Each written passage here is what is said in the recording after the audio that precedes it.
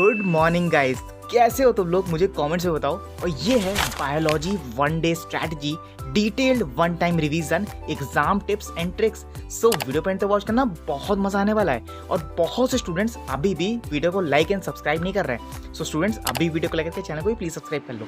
अब चलो एक्सप्लेनेशन को स्टार्ट करते हैं। ओके, सो बायोलॉजी स्ट्रैटेजी में सबसे पहले हम लोग देखने वाले हैं, एंड जो मैंने तुम लोगों की स्लाइड बनाई है उसमें ये चीज़ रिप्रेजेंट किया है कि जो क्लास 12 का भी एग्ज़ाम आने वाला है, बोर्ड पेपर का जो एग्ज़ाम आएगा, उसमें तुम लोगों को सबसे पहले प्रिपेयर हो जाओ। जितने इंपॉर्टेंट टॉपिक्स मैंने तुम लोगों को बताए हैं, आई होप कि तुम लोगों ने प्रिपेयर कर लिया होगा। एंड जो मोस्ट रिपीटेड क्वेश्चंस की जो वीडियो अपलोड करी थी, आई होप कि वो वॉच कर लिया है। अभी तक नहीं वॉच करी है तो प्लीज़ जाके डिस्क्रिप्शन लिंक दिया हुआ है, तो जाके वॉच कर सकते हो। एंड जो चैप्टर्स हम लोग ने पढ़ लिया है एंड जो पढ़ने वाले हैं, जो कॉन्फिडेंस आ चुका है हम लोग को उन टॉपिक से, उन प्रीवाइक्यूज से, तो उनको यहाँ पे एक बूस्ट कर लो, उन कॉन्फिडेंस को, एक स्ट्रैटेजी लाओ अपने माइंड में, या फिर कह सकते हो अपने पेपर में। ठीक है, तो चलो एक बार एक वन डे स्ट्रैटेजी वॉच कर लेते हैं कि क्या स्ट्रैटेजी है हमारी। तो देखो, सबसे जो फर्स्ट चैप्टर आता है हमारा, वो था हमारा जेनेटिक्स एंड इवोल्यूशन। तो जेनेटिक्स एंड इवोल्यूशन में मास्टरिंग द कोड, यानी मास्टर हम कैसे कर सकते हैं यहाँ पे, तो molecular basis of the inheritance क्या होता है एंड इवोल्यूशन क्या होता है। ठीक है, तो देखो यहाँ पे एक चीज़ लिखी हुई है कि तुमको पढ़ना है यहाँ पे DNA replications, transcription and translation. Focus करना है central dogma of the molecular biology, DNA, RNA, protein, be thorough with the experiment done by the Hershey and Chase, the Griffin etcetera. जितनी चीज़ें यहाँ पे एक्सप्लेन करी है, यानी जो टॉपिक्स हमारे प्रेजेंट है, उनको एटलीस्ट एक बार रीड कर लेना। Grasps the concept of the natural selection and the genetic drift and the specific speciations, the study the Darwin's, finches and industrial mechanism example. The important topics include the Hardy principle and the types of the natural selection.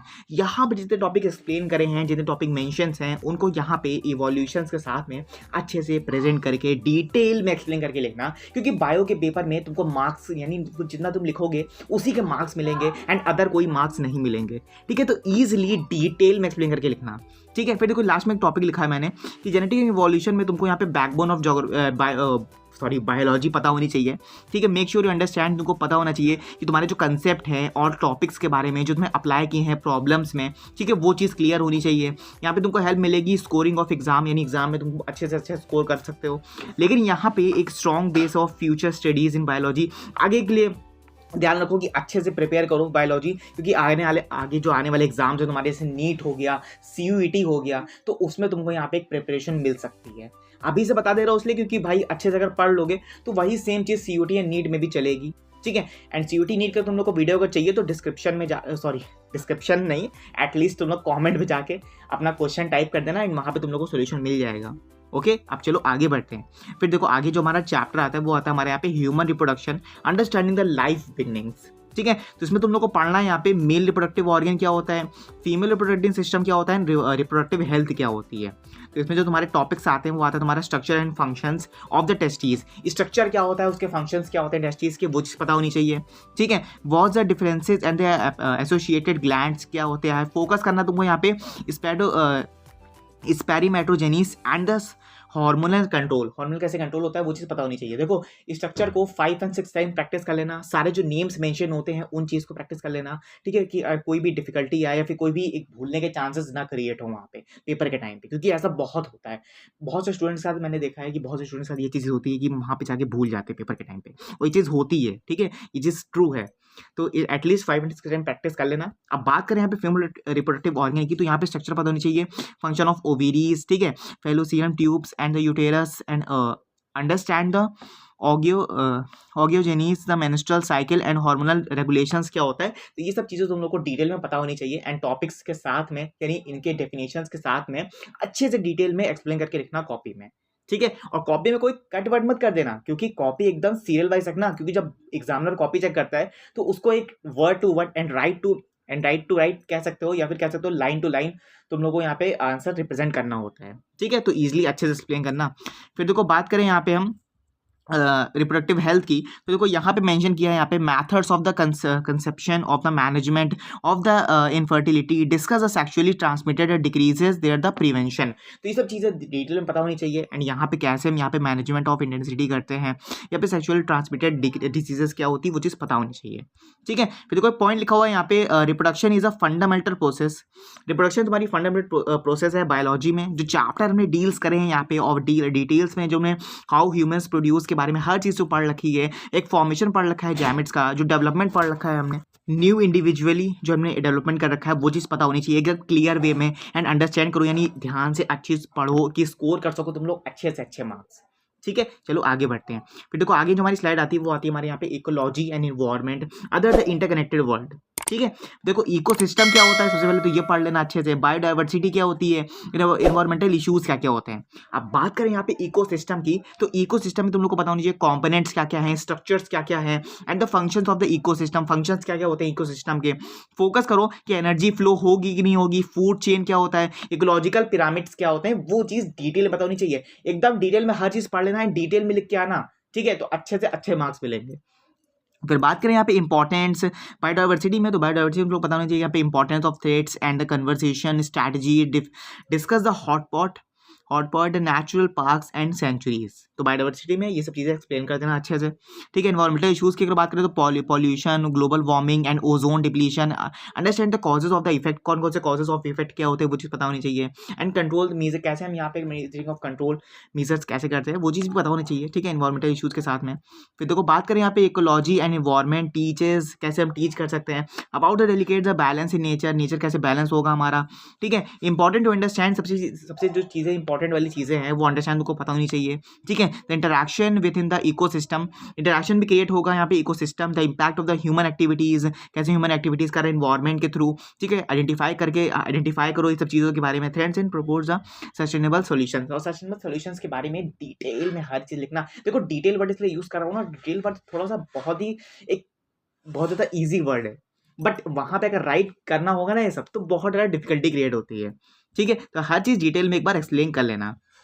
देखो biotechnology की अगर बात करें तो biotechnology हमारी harnessing the power of the life. ठीक है, सबसे पहले बताऊँ यहाँ पे प्रिंसिपल ऑफ बायोटेक्नोलॉजी क्या होता है। ठीक है, इसमें आता है तुम्हारा यहाँ पे genetic engineering and the recombinant DNA technology. Application इस मेडिसिन क्या होता है, यानी मेडिसिन की जितनी भी तुम्हारी एप्लीकेशन है उनको पढ़ लेना। ठीक है, प्रोडक्शन ऑफ द इंसुलिन का प्रोडक्शन कैसे होता है, वैक्सीन का प्रोडक्शन कैसे होता है, जेनेटिक थेरेपी कैसे होती है, तो वो चीज़ भी ध्यान से अच्छे से देख लेना। एंड एप्लीकेशन इन एग्रीकल्चर की बात करें तो development of the genetically the modified crops and bio insecticides क्या क्या होती है, तो वो चीज़ भी अच्छे से पढ़नी है। एंड फिर बात करें यहाँ पे biotechnology has a revolutionized the various fields. Biotechnology की है कि यहाँ इन्वायरमेंटल की वेरियस फील्ड्स हैं यहाँ पे, जैसे मेडिसिन पे थ्रू, एग्रीकल्चर के थ्रू, और यहाँ पे एक एरिया भी क्रिएट होता है जिसको बोलते हैं यहाँ पे हम genetic engineering as in the specification creating the saving drugs and the enhancing the crop yields. तो यहाँ पे drugs and enhancing the crops कैसे यहाँ पे डेवलपमेंट होता है एंड कैसे यहाँ पे एग्रीकल्चर होता है, तो वो चीज़ भी डिटेल में पता होनी चाहिए। Be sure to understand the process involved ethical consideration. तो यहाँ पे तुम लोग को डिटेल में हर चीज़ प्रोसेस कैसे होता है, फंक्शंस क्या क्या हैं, बायोटेक्नोलॉजी क्या है, तो डिटेल में हर चीज़ मेंशन करके अच्छे से लिखना। ठीक है, फिर बात करें यहाँ पे हम microbes in the human welfare, friends in force. तो देखो यहाँ पे माइक्रोब्स इन ह्यूमन वेलफेयर क्या होता है। ठीक है, जैसे फ्रेंड्स एंड फोर्स है। ठीक है, जैसे सीवेज ट्रीटमेंट कैसे होता है। ठीक है, role of the microbes in primary secondary treatment क्या है।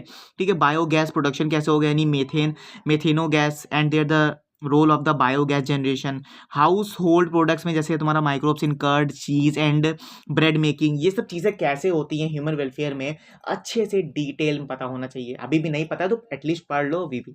ठीक है, आई होप कि तुम लोग को पता है यार, तुम लोग स्ट्रैटेजी अच्छे से पढ़ देखते हो, अच्छे से वॉच करते हो, बट हाँ वीडियो को लाइक करके चैनल को भी प्लीज सब्सक्राइब कर लो, क्योंकि बहुत से स्टूडेंट्स ने अभी भी सब्सक्राइब नहीं कर रखा है। तो हमारा छोटा से प्यारा सा सब्सक्राइब का बटन है, उसको अभी क्लिक कर दो, क्योंकि बाद में तुम लोग को प्रॉब्लम होगी।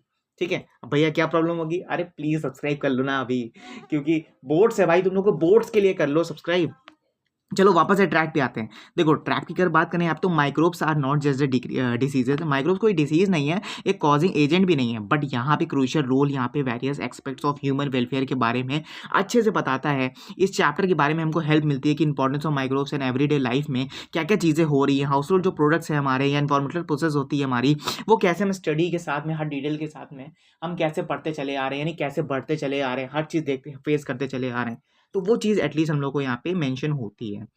फिर बात करें यहाँ पे strategies for the enhancement in food production की, तो यहाँ पे प्लांट ब्रीडिंग, ठीक है, एनिमल हस्बेंड्री एंड एप्रीकल्चर, ठीक है। तो methods of improving the crop varieties, हम कैसे मेथड, कौन से मेथड्स को यहाँ पे इम्प्रूव कर सकते हैं क्रॉप वेराइटीज में, इंक्लूडिंग द हाइब्रिडाइजेशन, ठीक है, न्यूट्रिशन ब्रीडिंग की, और यहाँ पे मैनेजमेंट कैसे कर सकते हैं breeding of the farm animals for the enhancing the productivity. देखो टेक्निक्स की अगर बात करें यहाँ पे, तो bee keeping the obtain honey and other bee products, कैसे हम यहाँ पे इनहेंस करके यहाँ पे ग्रो करते हैं, तो वो चीज़ भी अच्छे से पता होनी चाहिए। फिर देखो यहाँ पे लिखा है कि with the growing the population, कैसे पॉपुलेशन ग्रो हो रही है, इनहेंस हो रही है, फूड का प्रोडक्शन इन द क्रूशियल तरीके से ग्रो हो रहा है। इन चैप्टर्स के बारे में फोकस में हमने पढ़ रखा है यहाँ पे various strategies including the plant breeding, जैसे अगर इंक्लूड करें प्लांट ब्रीडिंग के बारे में, ठीक है, एनिमल हस्बेंड्री के बारे में, एग्रीकल्चर के बारे में, तो यहाँ पे एक हेल्प मिलती है, इंक्रीज होता है यहाँ पे फूड की जो फील्ड है हमारी, और इंप्रूव होती है यहाँ पे क्वालिटी जैसे प्रोड्यूस हो रही है ह्यूमंस के साथ में। एंड यहाँ पे इंपॉर्टेंट एक्सेप्ट भी बताए गए हैं, स्कोरिंग करा गया है एग्जाम के थ्रू डिटेल में। ओके, चलो आगे बढ़ते हैं। फिर देखो आगे हमारी स्लाइड आती है कि भैया ये सब करने के बाद अब हम कौन से स्टेप कर सकते हैं नेक्स्ट। तो भैया यही है कि कॉन्ग्रेचुलेशन, तुम लोगों ने सब चीज़ पढ़ रखी है, एंड पढ़ने के बाद तुम लोग यहाँ पे कंप्लीट कर लिया एक वन डे स्ट्रैटेजी जो कि बायोलॉजी की है। आई होप कि देखो स्ट्रैटेजी यहाँ पे एक वन डे कंप्लीट नहीं होती है, बट पेपर दे के आते हो तो कंप्लीट हो जाती है। एंड फिर यहाँ पे रिवाइज भी कर लेना जो टॉपिक्स मैंने तुम लोग को बताया है, एंड जो तुम्हारे प्री वाईक्यूज की वीडियो है वो अच्छे से देख के जाना। एंड यहाँ पे इट मीन्स कवर कर लो हर चीज़, एंड प्रैक्टिस भी कर लो सारे प्री वाईक्यूज की, ठीक है, स्ट्रक्चर्स की, एंड जो क्वेश्चन पेपर तुम लोगों ने अभी लगाया है, ठीक है, या फिर अभी इजली लगा रहे हो, उस क्वेश्चन पेपर को भी एक बार फिर से रिवाइज कर लो, और स्टे रहो काम हो के पेपर, कॉन्फिडेंट रखो अपने अपने अंदर, कॉन्फिडेंट होके जाओ, पेपर अटेम्प्ट करो और काम होके पेपर दो, ठीक है। और keep a positive attitude, attitude भैया पॉजिटिव ही रखना, ठीक है, निगेटिव मत ले जाना, ठीक है। और विश्वास रखो आप खुद के ऊपर कि पेपर अच्छा ही होगा, ठीक है। और हार्ड वर्क करो, डेडिकेशंस लाओ, ठीक है। प्योर श्योरली यहाँ पे तुम्हारा जो पेपर है वो बहुत अच्छा ही होगा, ठीक है। For best of luck for all students for exams, ठीक है। आई होप कि ये स्ट्रैटेजी समझ में आई होगी। कोई डाउट है, कोई भी इशू हो तो कमेंट बॉक्स में कमेंट्स पिन कर देना। अभी भी प्लीज़ वीडियो को लाइक करके चैनल को प्लीज़ सब्सक्राइब कर लो, क्योंकि ऐसी रेगुलर वीडियोस अभी आने वाली हैं, ठीक है, मोटिवेशन के ऊपर भी एंड अदर एग्जाम्स के ऊपर भी। तो चलो।